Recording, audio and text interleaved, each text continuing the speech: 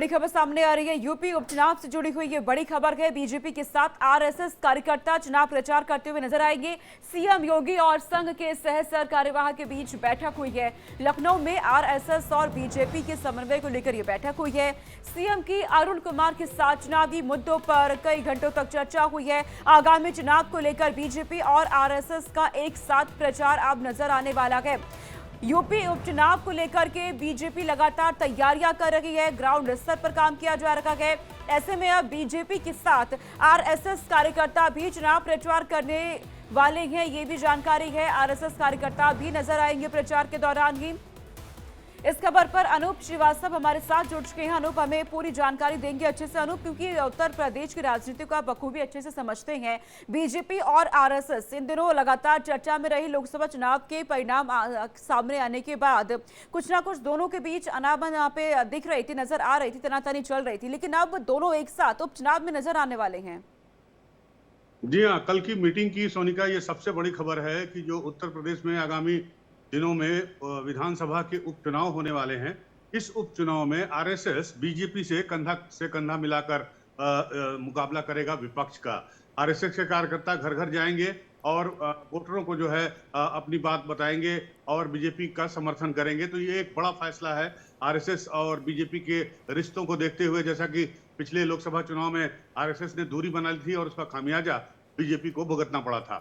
दूसरा जो बड़ा फैसला किया गया है वो ये किया गया है कि विपक्ष जो जातिगत आरक्षण को लेकर और हिंदुओं को जातियों में बांटने की बात कहकर वोटरों को गुमराह करने की कोशिश कर रहा है, भ्रमित करने की कोशिश कर रहा है, तो उस पर लगाम लगाई जाएगी। उसका जवाब जो है हिंदुत्व के एजेंडे से दिया जाएगा।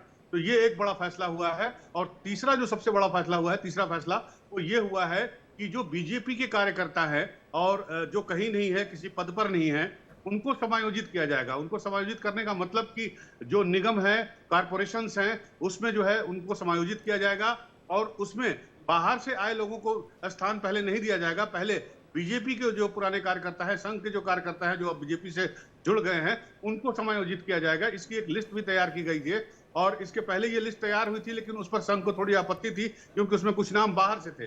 तो उनको हटाकर एक नई लिस्ट तैयार की जाएगी और 1 महीने के अंदर इन बीजेपी के पुराने कार्यकर्ताओं को समायोजित किया जाएगा।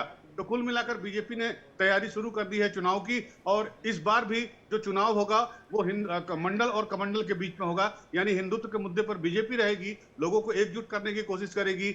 और विपक्ष जो ये भ्रम फैला रहा है कि बीजेपी हिंदुओं को जातियों में बांटना चाहती है, उसका भ्रम तोड़ेगी और लोगों को इसके बारे में बताएगी। और साथ ही साथ विपक्ष जो है जातिगत आरक्षण को लेकर बीजेपी पर हमलावर होगा। तो कुल मिलाकर दोनों तरफ से पूरा एक्शन दिखाई दे रहा है।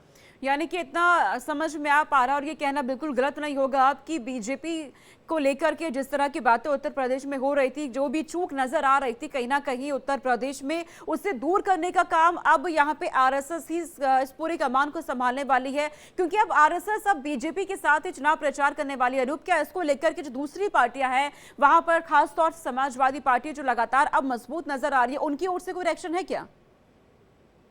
देखिए, समाजवादी पार्टी या यूं कहें कि उत्तर प्रदेश में इंडिया गठबंधन है, उसके जो लोकसभा चुनाव परिणाम आए हैं उसके बाद से उनके हौसले बुलंद हैं। तो लिहाजा उनका जो इलेक्शन प्लैंक है और जो इलेक्शन मुद्दा है वो यही है कि बीजेपी जो है वो जाति आरक्षण खत्म करना चाहती है, जातिगत आरक्षण खत्म करना चाहती है, जातिगत जनगणना नहीं कराना चाहती और धीरे धीरे उसकी मंशा है कि आरक्षण को खत्म कर दिया जाए। आपने देखा होगा कि कल कितने बड़ी संख्या में यहाँ पर बहुजन समाज पार्टी के कार्यकर्ता हजरतगंज चौराहे पर इकट्ठा हुए थे भारत बंद के जो कॉल की गई थी बीएसपी के सुप्रीमो मायावती के द्वारा।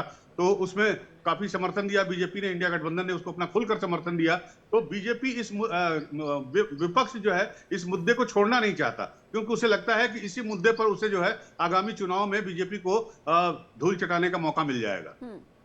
अच्छा अनूप, क्योंकि सीएम की अरुण कुमार के साथ चुनावी मुद्दे पर बातचीत हुई है, कई घंटों दोनों ने बैठ करके बातचीत की है, सिर्फ उपचुनाव ही इसमें शामिल है या आगामी और भी चुनाव है या दूसरे राज्यों के भी? देखिए, ये जो हुआ है, मीटिंग हुई है, ये उत्तर प्रदेश के लिए हुई थी। इसमें दोनों डिप्टी सीएम, प्रदेश अध्यक्ष, मुख्यमंत्री और आरएसएस के 2 लोग जो है शामिल थे इसमें। अरुण कुमार जी थे सर सहकारवा तो अभी तो जो कल मीटिंग हुई, कल उसका फोकस तो उत्तर प्रदेश के चुनाव थे, उपचुनाव थे।